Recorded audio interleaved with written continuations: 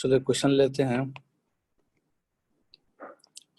Late 3, 6, 12 are in GP. Then find A part common ratio, B part ninth term, C part sum of first 10 term,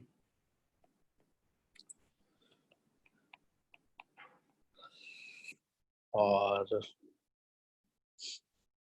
D part minimum number of terms,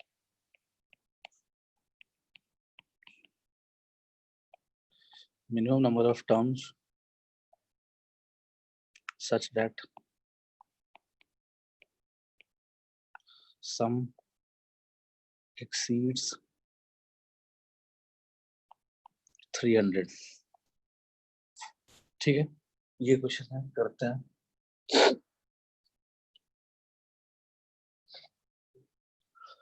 तो इसमें सबसे पहला जो point है, मतलब पहला part जो है ए पार्ट, उसमें कॉमन रेशियो निकालना है।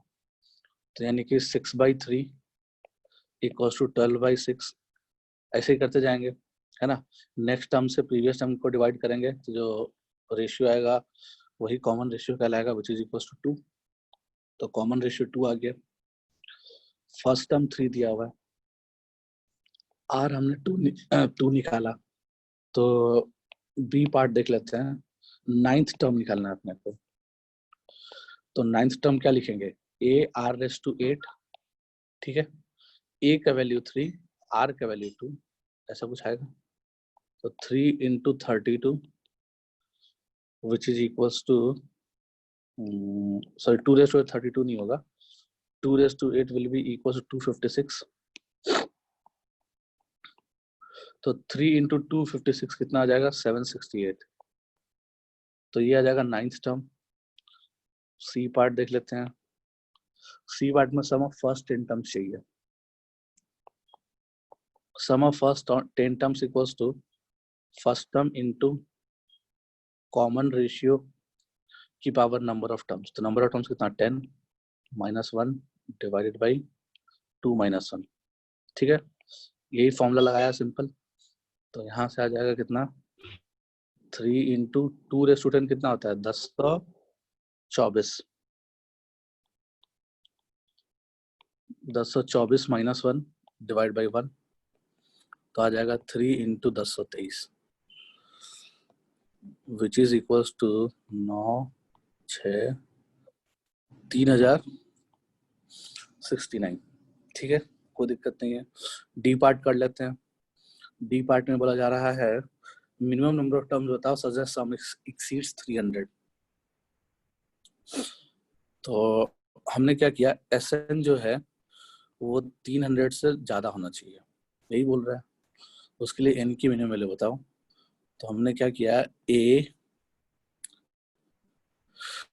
आर यानी 2 raised to n - 1 divided by 2 - 1 should be greater than 300। तो यहाँ से हम लिख सकते हैं 2 raised to n - 1 should be greater than 100। ये 3 से कैंसिल कर सकते हैं 100 टाइम्स पे, 2 - 1 1 आ गया। तो इसका मतलब कि 2 raised to n should be greater than 101। तो हम n की वैल्यू ऐसा क्या रख लें कि n की मिनिमम वैल्यू बतानी है जिसके लिए 2 raised to n जो है वो 101 से ज्यादा हो, ठीक है।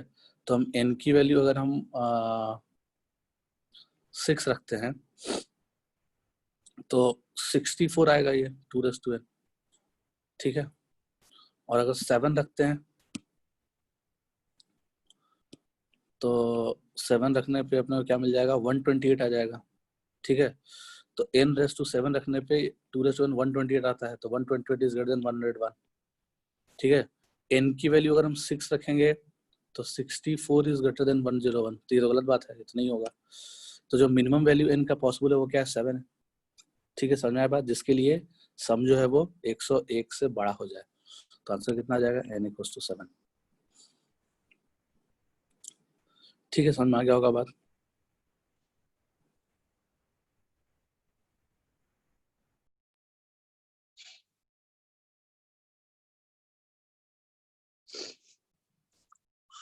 नेक्स्ट लिख लिया इनफाइनाइट जीपी।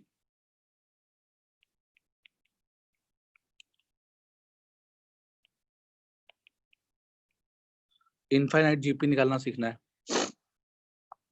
तो मान लो हमने एक जीपी लिखा, सपोज 2, चलो 1 से ही शुरू करते हैं, कोई दिक्कत नहीं है। एक जीपी लिखा 1 प्लस, मतलब 1 है पहला टर्म, दूसरा टर्म है 2, तीसरा टर्म है 4, चौथा टर्म है 8 एंड सो ऑन।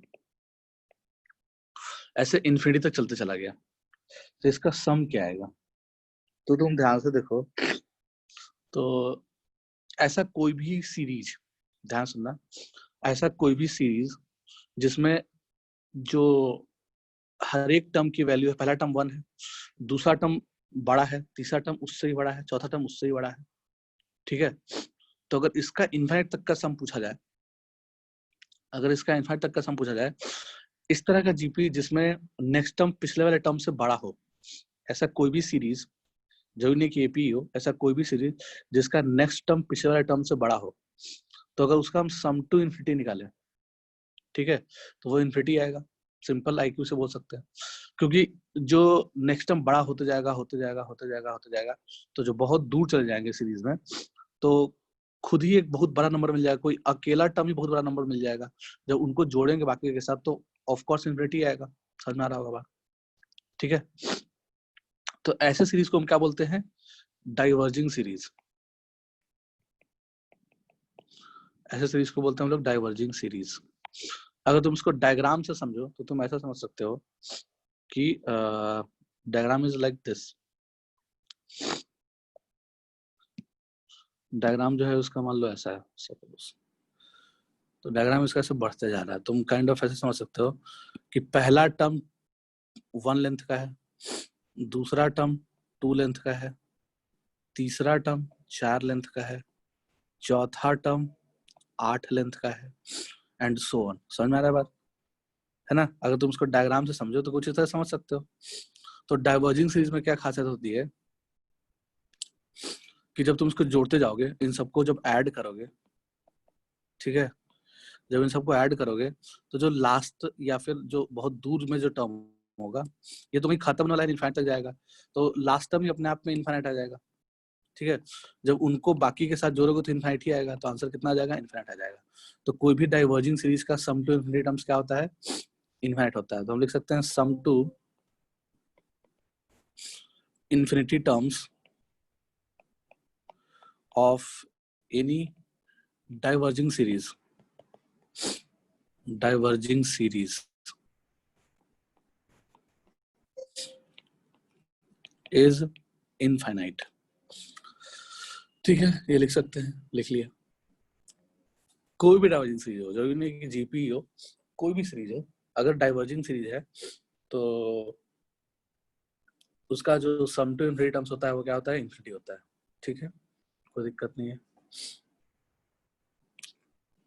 अगर मान लो सीरीज ऐसा हो, ऐसा कोई भी सीरीज, कन्वर्जिंग सीरीज किसको बोलते हैं?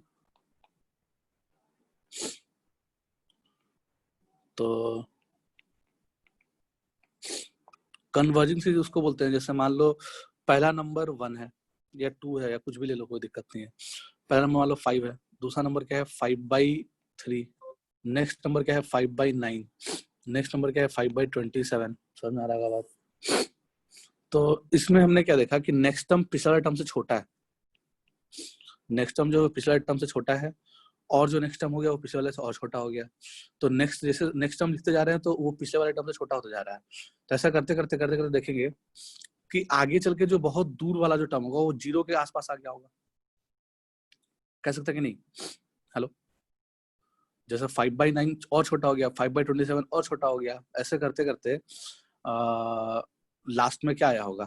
या फिर तो बेसिकली ये एक्चुअली में बन क्या रहा है, दिख रहा है, तो दिख रहा होगा तुम्हें। नेक्स्ट टाइम आएगा 5/3/4, यानी 81 कह सकते हो, 5/81। फिर आ जाएगा 5/3/5 एंड सो ऑन। ऐसा करते करते अपने को क्या दिखेगा? जो बहुत दूर जाने पे जो वैल्यू है वो ऑलमोस्ट 0 आने लगेगा, अप्रोक्सीमेटली 0 आने लगेगा लास्ट तक, कह सकते हो काइंड ऑफ। तो इस तरह की सीरीज को क्या बोलते हैं, कन्वर्जिंग सीरीज बोलते हैं। इसको अगर हम डायग्राम से रिप्रेजेंट करें तो ये हमें कुछ इस तरह का दिखेगा, ठीक है। पहला टर्म 5 लेंथ का कह सकते हो, दूसरा टर्म 5/3 लेंथ का, मतलब ऐसे हम इमेजिन कर सकते हैं। तीसरा 5/9, नेक्स्ट 5/27, और ऐसे करते करते लास्ट वाला 0, ठीक है। तो तुम जब इन सबको जोड़ोगे, ठीक है, तो इसकी वैल्यू फाइनाइट होगा, इसका वैल्यू क्या हो जाएगा, फाइनाइट हो जाएगा। तो हम नोट में करके लिख लेंगे sum of any infinite converging series, infinite terms जिसमें है ना, तो sum of any infinite converging series is finite. तो इसका कोई ना कोई फाइनाइट वैल्यू होगा। तुम सिंपल एक्यू समझ में आ रहा होगा कि फाइनाइट क्यों हो रहा होगा, क्योंकि ये लिमिटेड हो गया ना, ये अनलिमिटेड साइज का तो नहीं हुआ। अगर तुम इस कोन को समझो, कोन समझ लो इसको, तो इस कोन का वॉल्यूम लिमिटेड होगा, क्योंकि फाइनाइट कोन है तो उसका सम भी फाइनाइट आना चाहिए, कह सकते हो काइंड ऑफ, ठीक है।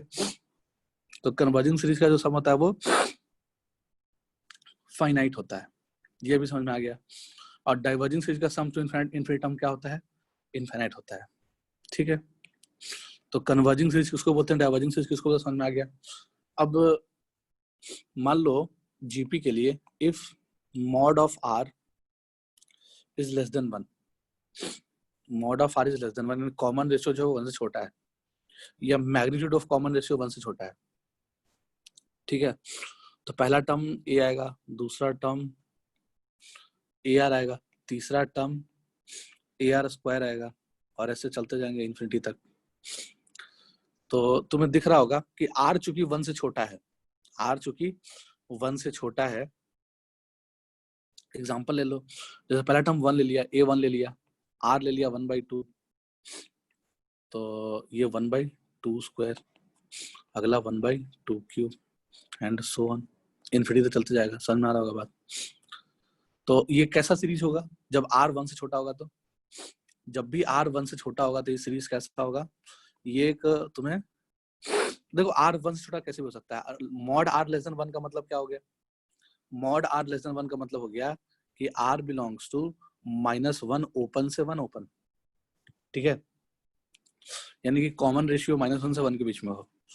तो मान लो -1/2 होता है, एक सीरीज ऐसा भी ले सकते हो कि कॉमन रेशियो -1/2 ले लो, तो 1 अगला क्या हो जाएगा, -1/2, अगला क्या हो जाएगा, +1/2 स्क्वायर, अगला लिख सकते हैं -1/2 क्यूब। तो कॉमन रेशियो जब नेगेटिव होगा तो ऑल्टरनेट प्लस माइनस साइन आएगा, बट नेक्स्ट टर्म छोटा होगा पिछले वाले टर्म से हमेशा, मैग्नीट्यूड वाइज, ठीक है। तो ये दोनों के दोनों सीरीज क्या है, कन्वर्जिंग सीरीज है। तो दोनों का जो सम आएगा, सम टू इन्फिनिटम, से फाइनाइट नंबर आएगा। समझ में आ रहा होगा बात। तो वो फाइनाइट नंबर कैसे निकाला जाए, ठीक है, ओके।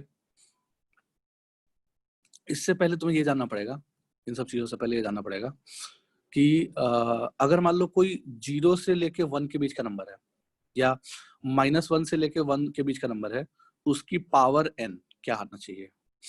यानी कि अगर मान लो r⁻n, वेयर n जो है वो इन्फिनिटी को जा रहा है, ठीक है, या यूं कह लो r⁻∞। r⁻∞ क्या होता है, r⁻∞ 0 होता है कब, जब मॉड r लेस देन 1 हो। ये समझ में आ रहा है क्या, जैसे r क्या, कोई -1 से +1 के बीच का कोई नंबर है, -1 से +1 के बीच का कोई नंबर है, लाइक, तो मान लो 1/2 है, तो 1/2 की पावर इन्फिनिटी कह सकते हैं, ठीक है। तो 1/2 की पावर इन्फिनिटी को 1/2 की पावर इन्फिनिटी लिख सकते हैं, तो इसको 1/इन्फिनिटी लिख सकते हैं।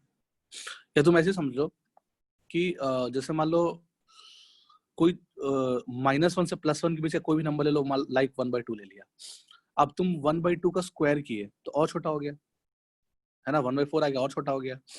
1/2 का क्यूब किए तो और छोटा हो गया, 1/8 तो और छोटा होता है 1/2 से।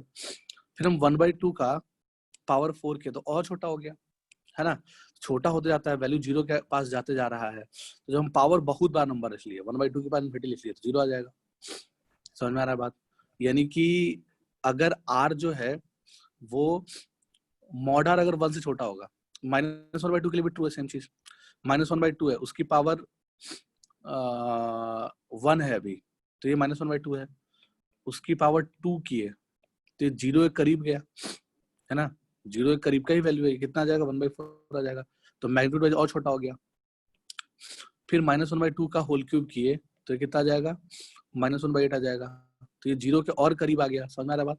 अगर तुम नंबर लाइन पर 0 को लिख लो तो हम 0 के करीब जाते जा रहे हैं ना। हेलो, तो इसका मतलब क्या हो गया कि जब इन्फिनिटी पावर करेंगे 0 आ जाएगा, तो जब भी मैग्नीट्यूड, जब भी mod of r less than 1 होगा तो r की पावर इन्फिनिटी क्या होगा, 0 हो जाएगा। ठीक है, समझ में आ रहा होगा बात? यानी कि -1 से +1 के बीच के नंबर को अगर तुम पावर बढ़ाते जाओ तो वैल्यू 0 के करीब जाते जाएगा जाते जाएगा जाते जाएगा और वैल्यू 0 हो जाएगा। ठीक है, ऐसा अच्छा चलो सेम चीज मान लो कि अगर तुमसे पूछा जाए कि r की पावर इन्फिनिटी, ये इन्फिनिटी होगा कब, जब r जो है मॉड r ग्रेटर देन 1 हो। ठीक है, जब मॉड r की वैल्यू 1 से बड़ी होगी तो वैल्यू क्या आएगा, इन्फिनिटी आएगा। कैसे आएगा देख लो, जैसे मान लो कि r की वैल्यू 2 है तो 1 से बड़ा है, मान लीजिए कि r की वैल्यू 2 है तो 2 की पावर 1 2 है, 2 की पावर 2 के तो 4 आ गया, बड़ा हो गया, पावर बढ़ाते जा रहा है वैल्यू बढ़ते जा रहा है, 2 की पावर 3 8 हो गया, 2 की पावर 4 16 हो गया। तो अगर r 1 से बड़ा है, अगर मैग्नीट्यूड ऑफ r 1 से बड़ा है और उसमें हम पावर बढ़ाते जा रहे हैं, उसमें पावर क्या करते जा रहे हैं, बढ़ाते जा रहे हैं, तो वैल्यू भी बढ़ते जा रहा है। तो जब हम पावर उसमें इन्फिनिटी ले लेंगे तो वैल्यू इन्फिनिटी हो जाएगा क्या। हेलो, समझ में आ रहा होगा बात? ठीक है, कोई दिक्कत नहीं है। तो इसी कॉन्सेप्ट को हम यूज करके हम फॉर्मूला तो अपने को पता है कि सम टू n टर्म्स क्या होता है, सम टू n टर्म्स जो होता है वो होता है a r⁻n -1 अपॉन r-1, या तो ऐसे बोल दो या ऐसे भी बोल सकते हो फॉर्मूले को कि a 1 - r⁻n अपॉन 1 - r। ठीक है, तो मान लो कि r if r is mod r is less than 1, अगर mod r लेस देन 1 हो गया, ठीक है, और n इन्फिनिटी को जाने लगा, अगर n इन्फिनिटी हो गया और mod r जो है वो लेस देन 1 हो गया, तो s इन्फिनिटी के वैल्यू क्या लिखोगे, sum to infinite terms of GP is equal to a 1 minus r⁻n कितना हो जाएगा, 0 हो जाएगा, अपॉन 1 - r। हेलो, समझ में आ रहा है बात?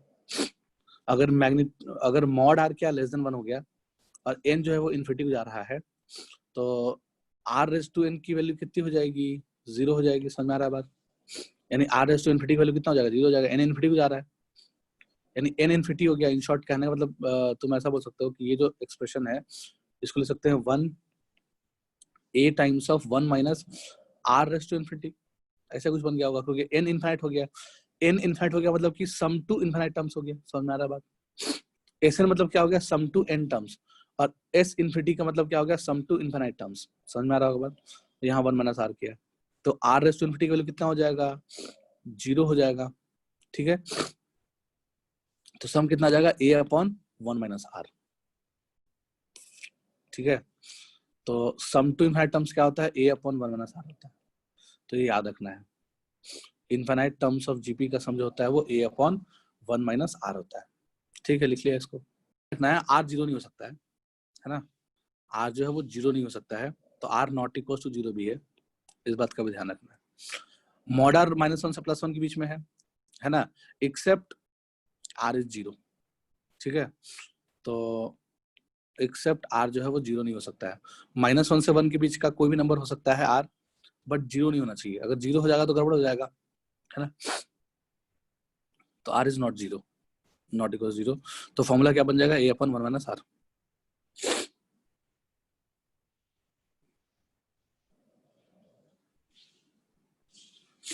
ठीक है, लिख लिया हो गया।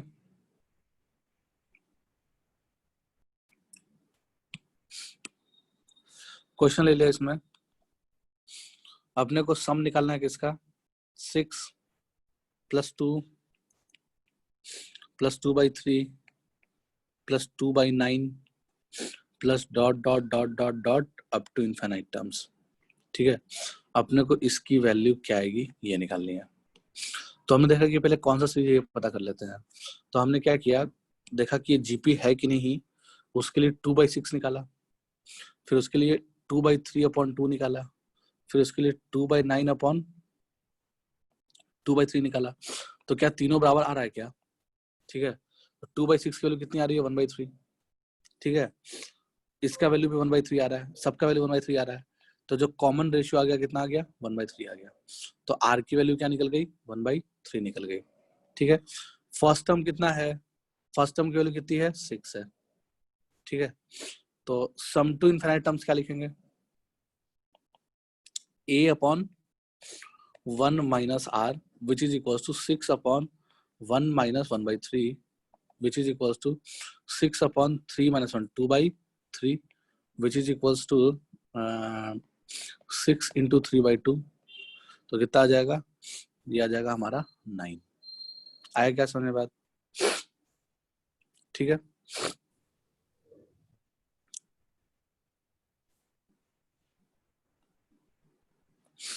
तो तुम अगर ध्यान से सोचो, अगर तुम्हें कन्वर्जिंग सीरीज मिल जाए और तुम्हें कोई पैटर्न नहीं दिखे, ध्यान सुनना, अगर तुम्हें कोई कन्वर्जिंग सीरीज मिल जाए और उसमें कोई पैटर्न नहीं दिखे, अभी तो जीपी दिख गया, फॉर्मूला लगा लिए, बट इन शॉर्ट अगर अगर मान लो कोई पैटर्न नहीं दिखा तो कैसे करते इस क्वेश्चन को?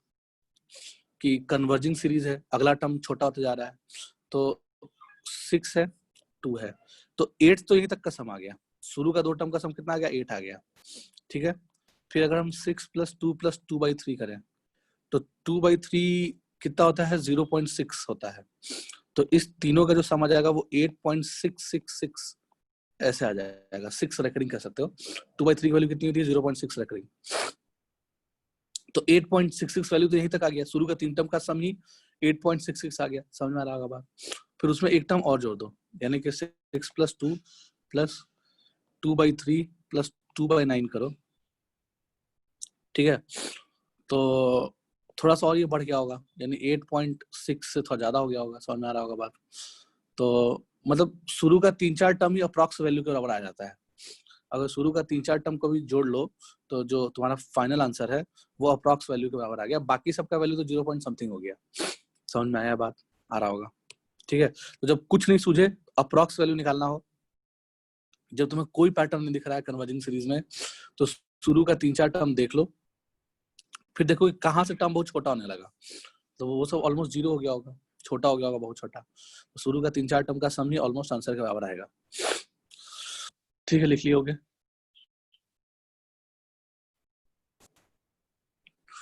नेक्स्ट क्वेश्चन ले लिया। इसमें बोल रहा है 3 माइनस 3/2 प्लस 3/4 माइनस 3/8, ऐसा करते करते कहाँ तक चले गए? इनफाइनाइट तक चले गए। इसका वैल्यू निकालना है। तो हमने देखा कि ये कौन सा सीरीज है, पहले पता चल जाए। इस सीरीज का फर्स्ट टर्म कितना हो गया? 3 आ गया। कॉमन रेशियो अगर निकालना होगा तो क्या कर लोगे? नेक्स्ट वाले टर्म से पिछले वाले टर्म को डिवाइड करोगे, तो वैल्यू कितना आ गया? -1/2। ठीक है, तो ये क्या आ जाएगा? कॉमन रेशियो आ जाएगा। कॉमन रेशियो वैल्यू कितनी आ गई? -1/2 आ गया, यानी कि ये आर आ गया, इन शॉर्ट कहने का मतलब। तो अपने को आर की वैल्यू -1/2 निकल गया और ए की वैल्यू 3 निकल गया। तो सम टू इनफाइनाइट टर्म चाहिए अपने को, तो क्या हो जाएगा? a upon 1 minus r which is equal to 3/1 minus -1/2। तो आ जाएगा 3/1 + 1/2 which is equal to 3/3/2 which is equal to 2। आया समझ में बात?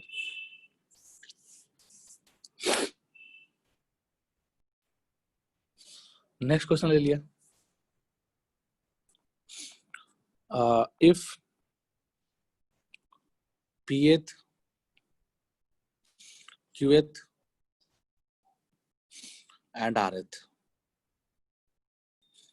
terms of a GP are x, y, z respectively,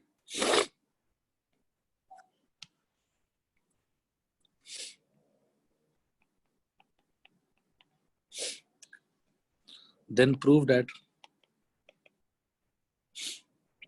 x raised to q minus r into y raised to r minus p into z raised to p minus q is equals to 1. अपने को ये proof करना है, ठीक है। कैसे कर सकते हैं? तो मान लो उस जीपी का फर्स्ट टर्म को हमने ए ले लिया, फर्स्ट टर्म को ए ले लिए और कॉमन रेशियो को आर ले लिए। सपोज ये एक जीपी होगा, तो उसका जो बोला है कि पी इफ पीएथ टर्म अच्छा of a GP r x, pth term क्या है? एक्स है, टीपी केवल कितने दिया हुआ है? एक्स दिया हुआ है। तो एक्स को क्या लिख सकते हैं? A R P minus 1। Hello, लिख सकते हैं ना? वैसे ही क्यूएथ टर्म क्या दिया हुआ है? एक्स दिया हुआ है, वाई दिया हुआ है क्यूएथ टर्म, तो ये वाई दिया हुआ है, इसको लिख सकते हैं ए आर क्यू माइनस 1। ये हो गया क्यूएथ टर्म ऑफ अ सीरीज। वैसे ही अगर आरएथ टर्म ऑफ अ सीरीज पूछा जाए तो वो जेड हो जाएगा, तो जेड बराबर क्या हो जाएगा? A r r minus 1। अब देखो कंफ्यूजन हो जाएगा, ये आर वो आर अलग अलग है, तो कॉमन रेशियो कैपिटल आर लिख लो। कॉमन रेशियो को जो जीपी है उसका फर्स्ट टर्म को ए मान लेंगे और कॉमन रेशियो को कैपिटल आर मान लिया ताकि कंफ्यूजन ना हो। तो हमने हर जगह कॉमन रेशियो की जगह पे कैपिटल आर लिख लेंगे। तो a r raise to p minus 1, a r raise to q minus 1, a r raise to r minus 1, ऐसे कुछ होना चाहिए। हेलो, समझ में आ रहा बात? तो अपने को एक्स वाई जेड का वैल्यू निकल गया, ठीक है। अब पूछा क्या जा रहा है भाई? अब पूछा ये जा रहा है कि एक्स की पावर क्यू माइनस आर क्या आ जाएगा? एक्स की पावर क्यू माइनस आर क्या हो जाएगा इसकी वैल्यू? तो एक्स क्या था हमारा? A times of r raise to p minus 1, ये एक्स था, तो उस पे पावर क्या ले लिया गया है? क्यू माइनस आर ले लिया गया है, सही है। ये x raise to q minus r आ गया। वैसे ही अगर तुमसे पूछा जाए y raise to r minus p क्या होगा? वाई क्या निकाले थे? वाई निकाले थे ए आर क्यू माइनस 1, और उसमें पावर कितना आ जाएगा? R minus p. वैसे ही जेड, जेड की पावर क्या है? P minus q. तो जेड को क्या बोल सकते हैं? जेड क्या निकाले थे हम? ए आर आर माइनस 1, उस पे पावर कितना है? P minus q. तो इन तीनों का प्रोडक्ट 1 के बराबर प्रूफ करना है, यही करना है ना। बोल रहा है कि लेफ्ट हैंड साइड जो है, लेफ्ट हैंड साइड का जो प्रोडक्ट है, अगर इसको इक्वेशन 1 बोल दो, इसको इक्वेशन 2 बोल दो, इसको इक्वेशन 3 बोल दो, तीनों को मल्टीप्लाई करेंगे, ठीक है। तीनों को मल्टीप्लाई करेंगे तो क्वेश्चन में जो चीज प्रूफ करना है उसका लेफ्ट हैंड साइड तो आ जाएगा। यानी कि राइट हैंड साइड का प्रोडक्ट कितना चाहिए? 1 आना चाहिए, ये प्रूफ करना है अपने को। तो राइट हैंड साइड का प्रोडक्ट 1 कैसे प्रूफ करोगे? तो ए पे पावर देख लो क्या रहा होगा। पहले आया होगा ए की power q minus r plus r minus p plus p minus q, ऐसा कुछ आया होगा क्या? हेलो, ऐसे ही कुछ आना चाहिए। ए पे पावर, समझ में आ रहा होगा बात, इनटू आर पे पावर कितना आ जाएगा? आर पे पावर आ जाएगा p minus 1 times of q minus r plus q minus 1 times of r minus p plus r minus 1 times of p minus q. सही है क्या? राइट हैंड साइड को जब मल्टीप्लाई करेंगे तो a raise to q minus r पहला वाला से निकला होगा, दूसरा वाले से निकला होगा a raise to r minus p, और तीसरा से निकला होगा a raise to p minus q. तो तीनों प्रोडक्ट में लिखा हुआ है तो हम तीनों का पावर को ऐड कर सकते हैं। समझ में आ रहा होगा बात? तो अपने को क्या दिखा कि ये ए रेस टू 0 बन गया, यानी 1 बन गया। इन शॉर्ट कहने का मतलब, इन शॉर्ट कहने का मतलब क्या आ गया? इसकी वैल्यू कितनी आ गई? 0 आ गई। तो ए रेस टू 0 क्या आ जाएगा? 1 आ जाएगा। तो 1 इंटू, वैसे ही इसको भी जोड़ लो, जब इसको जोड़ेंगे तो क्या आ जाएगा?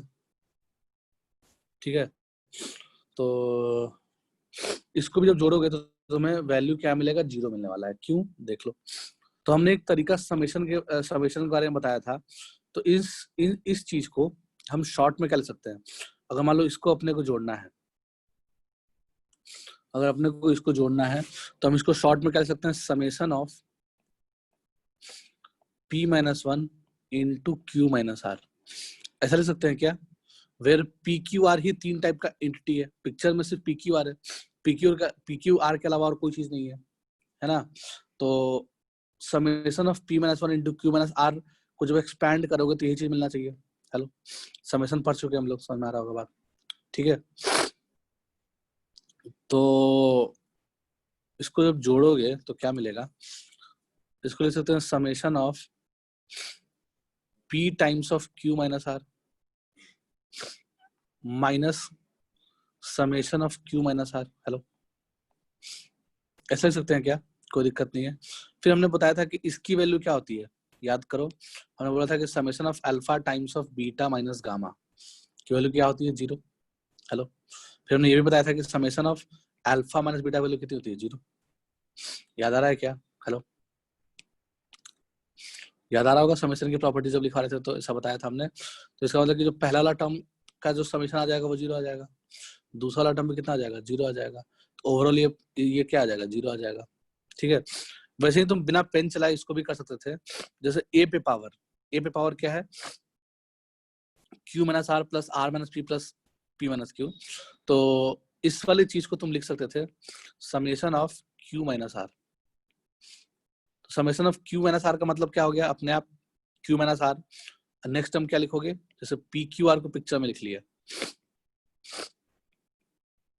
पी क्यू आर को पिक्चर में लिखे तो पहला टर्म में क्या किया, क्यू माइनस आर किया, तो नेक्स्ट क्या करोगे, आर माइनस पी करोगे, और नेक्स्ट क्या करोगे, पी माइनस क्यू करोगे। हेलो, करोगे। तो हमने ऐसा सम बताया था कि इसका सम क्या आता है, 0 आता है। तो अगर समेशन फॉर्म लिखते तो छोटा लिखा था और जल्दी आंसर आता है। तो इसके लिए कितनी आ जाती है, 0 आ जाती है। समझ में आ रहा बात। तो इसका मतलब कि ए पे पावर भी 0 है और आर पे पावर भी 0 है, ठीक है। तो दोनों का वैल्यू कितना, 1 1 आ जाएगा, ठीक है। तो 1 into 1 which is equal to 1। Next एक नोट करके पॉइंट लिख लो, बहुत ही इंपॉर्टेंट पॉइंट है और मैथ्स में हर जगह यूज होगा, हर चैप्टर में यूज हो सकता है ये चीज।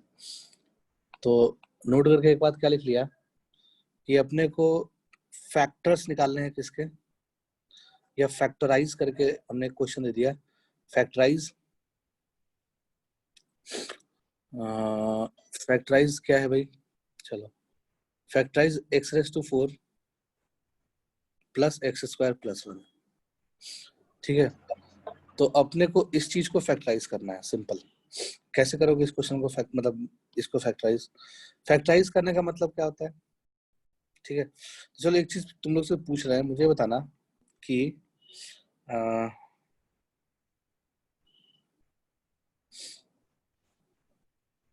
ए प्लस बी, सॉरी चलो, ए स्क्वायर प्लस बी स्क्वायर का फैक्टर क्या होगा। हेलो, बताओ जल्दी से, कोई बताओ।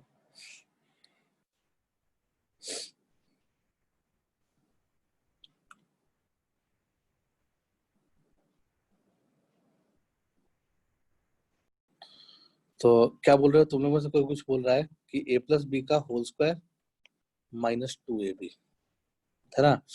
तो क्या ये इसका फैक्टर है क्या, हेलो। फैक्टर का मतलब क्या समझते हो,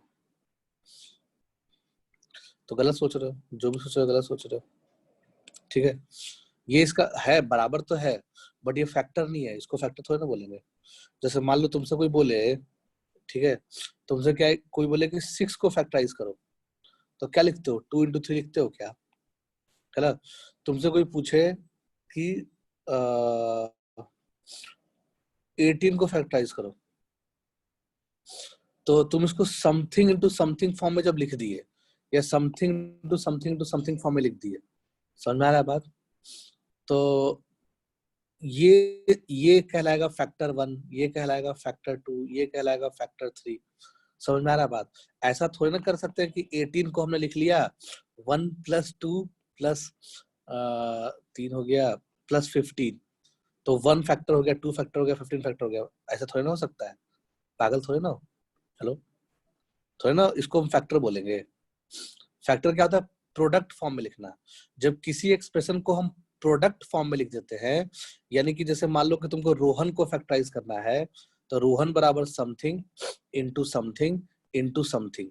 अगर तुम इस तरह से प्रोडक्ट फॉर्म में लिख लिए, तो ये सब हर एक डब्बा अपने आप में एक फैक्टर हो गया किसका? रोहन का। ऐसा थोड़ी ना कि हमने रोहन को लिख लिया समथिंग प्लस समथिंग, है ना, तो ये दोनों फैक्टर हो जाएगा, ऐसा थोड़ी ना होगा। हेलो, समझ में आ रहा है बात? तो a square plus b square की वैल्यू वो सही बताया तुम, बट इसका मतलब ये नहीं कि वो फैक्टर हो गया उसका, ठीक है। उसका फैक्टर आगे चल के कॉम्प्लेक्स नंबर में पढ़ोगे, इसको फैक्टराइज करोगे तो ऐसा कुछ बन जाएगा। इसका फैक्टर आ जाएगा ए प्लस आयोटा बी, ठीक है। या फिर चलो इसको समझा ही देते हैं। अगर तुम इसका फैक्टर निकालना हो तो कैसे निकालोगे? A square plus b square का, तो इसको लिख सकते हो a square minus iota square b square. तो आयोटा के बारे में हमने बताया था कि आयोटा क्या बोलते हैं? रूट माइनस वन को बोलते हैं, और आयोटा स्क्वायर की वैल्यू क्या होती है? माइनस वन होती है, ठीक है। तो a square plus b square को ऐसे लिख सकते हैं क्या? हेलो, क्योंकि आयोटा स्क्वायर खुद माइनस वन है। हेलो, समझ में आ रहा है बात? तो हम उसको ऐसे लिख सकते हैं, कोई दिक्कत नहीं है। तो यहां से क्या मिल जाएगा अपने को?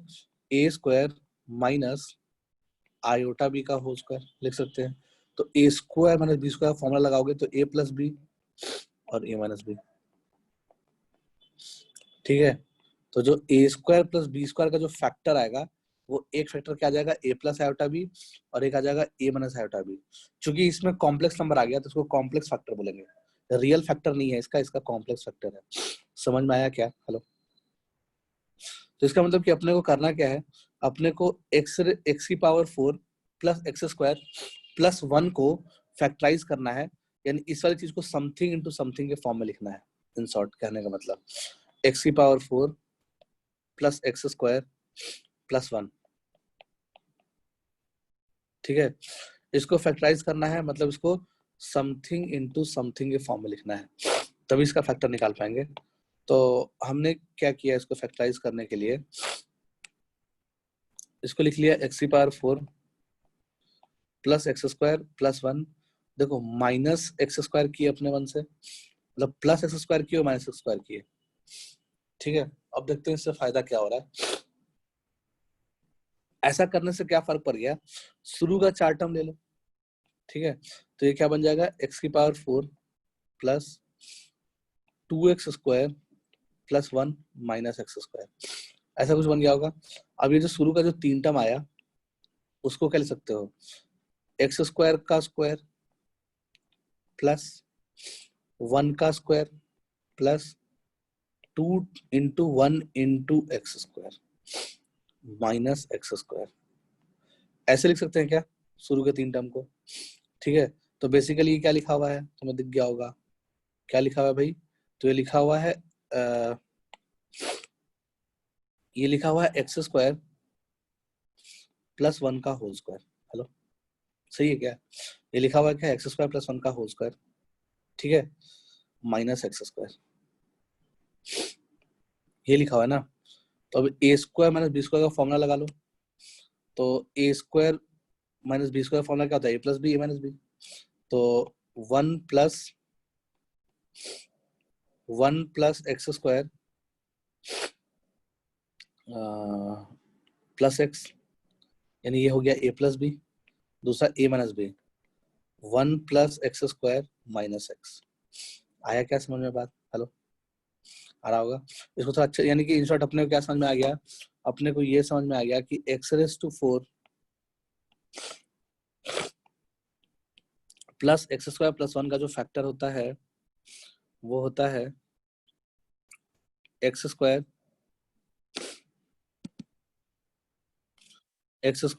प्लस एक्स प्लस 1, एक फैक्टर ये हो जाता है, और दूसरा फैक्टर हो जाता है x square minus x plus 1, ठीक है।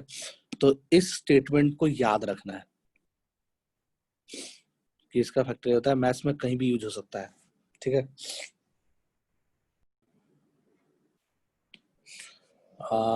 तो एक क्वेश्चन ले लिया,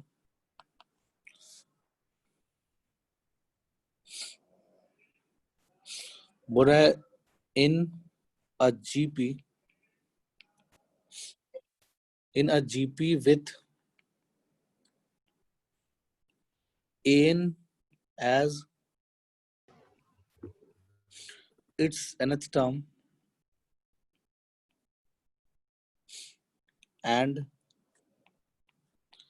a1 plus a2 plus a3 equals to 13 and a1 square plus a2 square plus a3 square equals to 91. ठीक है, find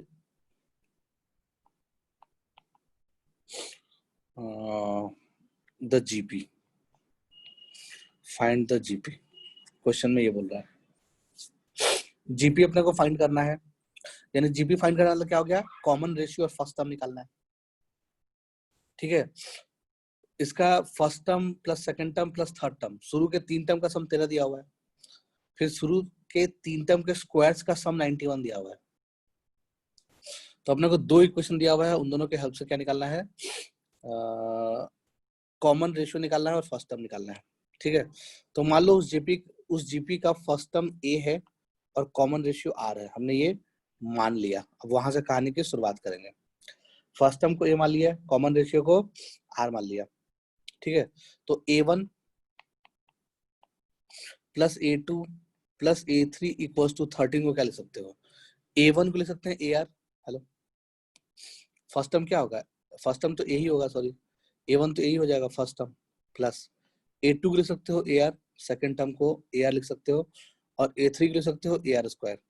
हेलो, समझ में आ रहा है बात, दिस थिंग बराबर 30, यानी यहाँ से अपने को क्या इन्फॉर्मेशन मिल गया, a times of 1 plus r square की वैल्यू आ जाएगी 30। ठीक है, next a1 square plus a2 square plus a3 square, तो a1 बोले तो क्या a स्क्वायर, a2 स्क्वायर बोले तो क्या a square r square, plus a3 square बोले तो क्या a square r raise to 4। Hello, की वैल्यू कितनी आ रही है, 91 आ रही है। तो इन सब में से a स्क्वायर कॉमन आ जाएगा, अंदर क्या मिलेगा 1 plus r square plus r raise to 4 equals to 91। ठीक है, समझ में आ रहा होगा बात, ऐसा लिखा जा सकता है।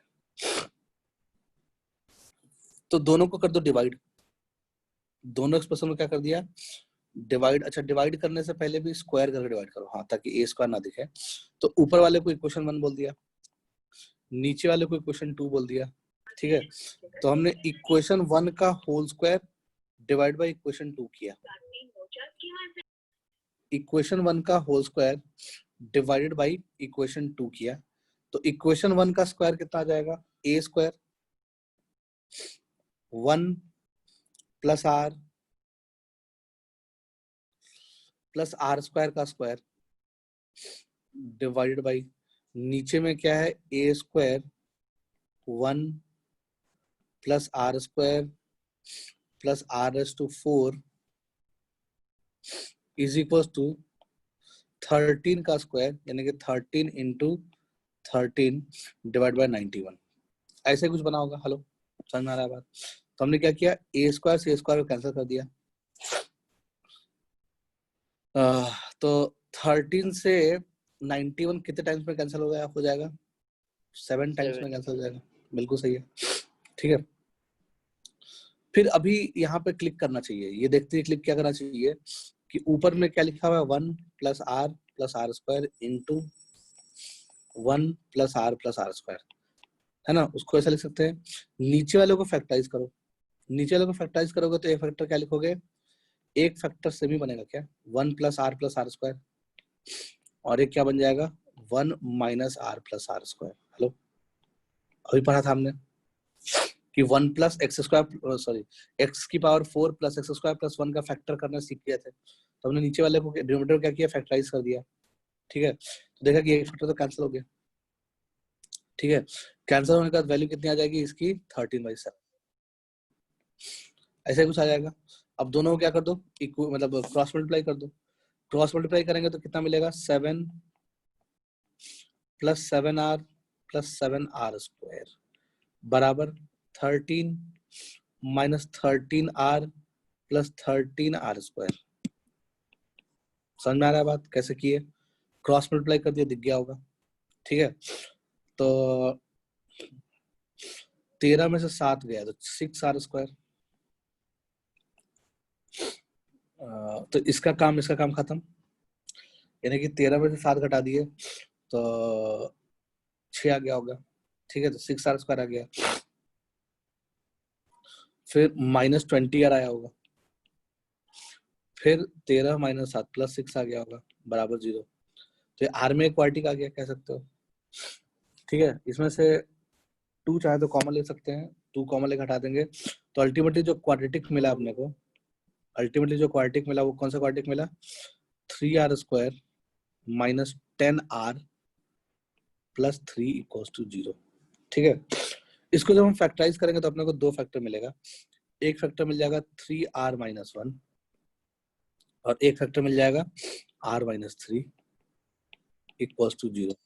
तो यहाँ से r की वैल्यू या तो 1/3 हो सकती है, यहाँ से r की वैल्यू या तो 1/3 हो सकती है या r की वैल्यू 3 हो सकती है। ठीक है, समझ आया बात? अब r निकल गया तो a भी निकल जाएगा, किसी भी एक इक्वेशन में डाल देना। ठीक है, तो a भी निकल जाएगा, कोई भी एक इक्वेशन में डाल दो। तो फर्स्ट वाले इक्वेशन में डाल दो, r की वैल्यू 3 डालो तो a निकालो और r की वैल्यू 1/3 डाल के a निकालो। पहले इतना कॉपी कर लो, फिर आगे बताते हैं। ठीक है, तो हम ये पार्ट मिटा रहे हैं।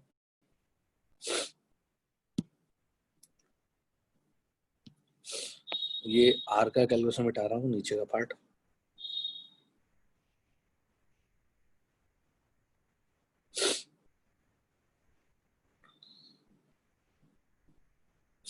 तो अपने को फाइनली r समझ में आ गया कि r क्या है।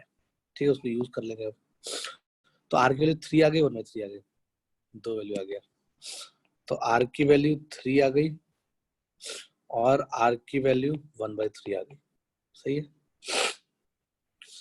तो r की वैल्यू जब 3 होगा तो a कितना आएगा वो निकालना है। ठीक है, तो r की वैल्यू जब तुम 3 रखोगे तो लिख सकते हैं a टाइम्स ऑफ, फर्स्ट वाला इक्वेशन यूज कर लिया, a टाइम्स ऑफ 1 प्लस 3 का स्क्वायर बराबर 13। ठीक है, तो एक वैल्यू कितनी हो जाएगी? 3 का स्क्वायर 9, 10, 13, 1 आ जाएगा। एक वैल्यू 1 आ गया। ठीक है, अच्छा, जब r की वैल्यू 1/3 होगी तो एक वैल्यू कितना आ जाएगा वो भी निकाल लेते हैं। 1 प्लस 1/3 का whole square, sorry 1 plus 1/3 plus 1/3 का होल स्क्वायर इक्वल्स टू 13। तो इसका वैल्यू निकाल लो कितना आएगा। तो एलसीएम में 3 स्क्वायर ले लो, a टाइम्स ऑफ एलसीएम में क्या ले लिया? 3 स्क्वायर ले लिया। तो यहाँ पे मिल जाएगा 3 square plus 3 plus 1 is equal to 13। तो ये 13 न्यूमरेटर न्यूमरेटर कैंसिल हो जाएगा। ठीक है, तो जो a की वैल्यू आ जाएगी वो 9 आ जाएगी। हेलो, समझ में आया क्या? ठीक है, तो अपने क्या समझ में आया कि a की वैल्यू 9 कब होगी? जब r की वैल्यू 1/3 होगी, और a की वैल्यू 1 होगा जब r की वैल्यू 3 होगा। ठीक है, तो इसका मतलब कि 2 जीपी आएगा, इसमें 2 आंसर आना चाहिए क्लियरली। ठीक है, तो पहला जीपी मतलब इसका 2 आंसर आएगा, 2 सीरीज आएगा आंसर में। पहला सीरीज यानी GP1 क्या आ जाएगा? जिसका फर्स्ट टर्म क्या हो? 1 हो और कॉमन रेशियो क्या हो? 3 हो। तो 1 कॉमन रेशियो 3 है तो अगला टर्म 3 मिल जाएगा। ठीक है, और अगला टर्म क्या आ जाएगा? 3 का square which is equals to 9। अगला क्या हो जाएगा? 3 का cube which is equal 27 and so on. ठीक है, तो ये GP1 मिल गया अपने को। नेक्स्ट जीपी क्या मिलेगा? 2 आंसर आया था ना इसमें, 2 सीरीज आया था। एक में a की वैल्यू कितनी है? 9 है। ठीक है, एक में एक वैल्यू 9 है और r की वैल्यू 1/3 है, तो 9/3 कितना हो जाएगा? 3 हो जाएगा। फिर फिर 3 को भी मल्टीप्लाई करेंगे 1/3 से, तो अगला टर्म क्या आ जाएगा, 1 आ जाएगा, एंड सो ऑन। नेक्स्ट क्या आ जाएगा, 1/3 आ जाएगा, कह सकते हो, एंड सो ऑन। समझ में आया क्या? तो ये 2 जीपी आंसर में आ गया, पहला और दूसरा।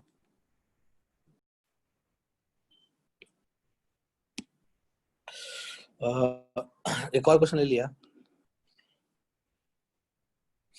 अपने को सम निकालना है किसका, मतलब s बराबर दिया हुआ है, s की वैल्यू बतानी है 9 + 99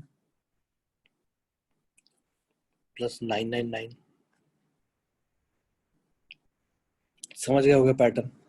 ऐसे चलते गए चलते गए चलते गए, और लास्ट वाले टर्म में कितना 9 है, n9 है, यानी कि इसमें n टाइम्स 9 लिखा हुआ है। हाँ, इसका सब चाहिए। देखो तो यानी कि इस सीरीज का जो पहला टर्म, ध्यान सुनना, इस सीरीज का जो पहला टर्म है उसमें 1 9 है, दूसरे टर्म में 2 9 है, तीसरे टर्म में 3 9 है, तो लास्ट वाले टर्म में n9 लिखा हुआ है, इसका मतलब कि ये nth टर्म है। टोटल n टर्म्स है, अपने को क्या चाहिए, इन n टर्म्स का सम चाहिए। ठीक है, अपने को क्या चाहिए, इन n टर्म्स का सम चाहिए। तो सम कैसे निकालेंगे, उसके लिए हमने क्या किया, s इज इक्वल्स टू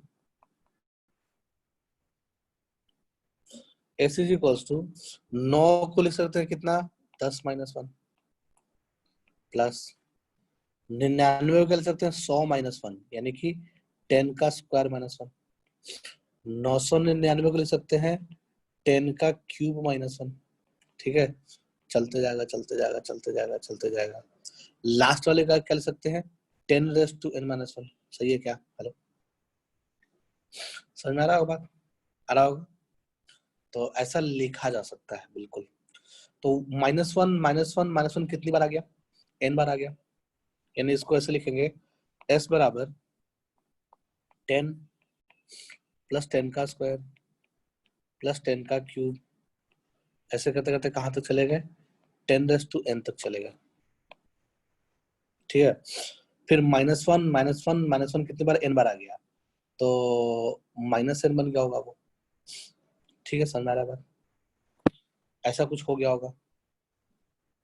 तो s का जो वैल्यू आएगा, s बराबर शुरू वाले टर्म को जो, ये जीपी दिख रहा है क्या, हेलो, एक जीपी दिख रहा है जिसका कॉमन रेशियो 10 है और फर्स्ट टर्म भी 10 है।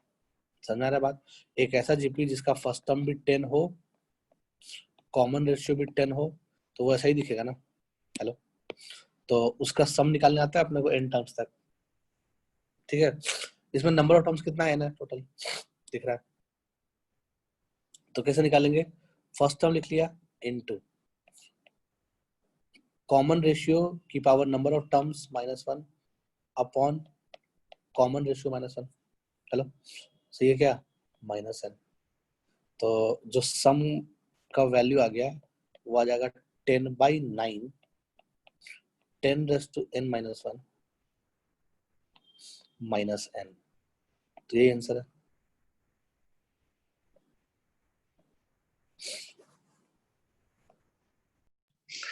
नेक्स्ट क्वेश्चन ले लिया। इस बार s बराबर डिफाइन है 7 + 7 7 + 7 7 7, और जो लास्ट टर्म है उसमें 7 जो है वो n टाइम्स लिखा हुआ है। लास्ट में क्या है, n टाइम्स 7 लिखा हुआ है।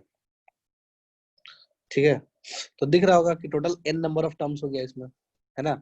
पहला वाला टर्म में 1 7 है, दूसरे वाले टर्म में 2 7 है, तीसरे वाले टर्म में 3 7 है, और nth टर्म में n 7 है। तो टोटल नंबर टर्म कितना हो गया, n नंबर ऑफ टर्म्स हो गया। ठीक है, इसको करने के लिए हमने क्या किया, सब में से 7 को कॉमन ले लो। सब में से 7 को कॉमन ले लोगे, यानी कि तुम इन शॉर्ट करने वाला क्या, 7 + 77 को 7 × 11 लिख सकते हो। 7 7 7 को तुम 7 × 111 लिख सकते हो। हेलो, समझ में आ रहा है बात, लिख सकते हैं ना। तो सब में से 7 कॉमन आ सकता है, तो जब हम हर एक टर्म में से 7 कॉमन लेंगे तो अपने को क्या मिलेगा, 1 + 11 + 111 प्लस, ऐसे चलते चलते कहाँ तक जाएंगे, ऐसे चलते चलते अपने को 111, ठीक है, n टाइम्स लिखा हुआ मिल जाएगा 1, यानी ये मिल जाएगा पूरा कहानी। फिर हमने क्या किया, 9 से मल्टीप्लाई किया और 9 से डिवाइड किया, तो s बराबर 7/9 इंटू 9, 9 से मल्टीप्लाई किए और 9 से डिवाइड किए, तो जो 9 से मल्टीप्लाई किए डिवाइड किए तो नीचे में आ गया, जो 9 से मल्टीप्लाई किए उसको सारे टर्म में अंदर डाल दिया, तो 9 प्लस 9 9, ऐसे चलते चला गया होगा, ऐसे चलते चलते चला गया होगा। ठीक है, समझ में आ रहा है क्या? हेलो, तो ये वही क्वेश्चन बन गया क्या जो भी किए थे, ब्रैकेट तो ही क्वेश्चन बन गया जो भी किए थे। आ रहा है समझ में बात? आया नहीं आया? पहले 7 कॉमन लिया, फिर 9 से मल्टीप्लाई किया और 9 से डिवाइड किया, तो जो 9 से डिवाइड किया वो 7/9 बन गया, और जो 9 से मल्टीप्लाई किया वो हर एक टर्म में अंदर मल्टीप्लाई हो गया, तो ऐसा ही कुछ बना होगा। ठीक है, अब अपने को इसका सम करने आता है, अभी पिछला क्वेश्चन में किए थे, तो ओवरऑल क्वेश्चन बन जाएगा, कोई दिक्कत नहीं है। ठीक है, इसका सम अभी क्या निकाला था हमने, चलो देख लेते हैं। s बराबर 7/9, इसका सम निकाले थे क्या, वो आ गया था हमारा, पीछे क्या निकाले थे भाई देख लो, 10/9 इंटू 10⁻n−1 - n, तो इसका आंसर निकाले थे 10/9 इंटू 10⁻n−1 - n, तो ये आंसर आ जाएगा। चाहो तो इसको अच्छे से कैसे लिख लिया, तो s बराबर 70/81 times of 10⁻n−1 minus 7n/9। ठीक है, ये आंसर आ जाएगा।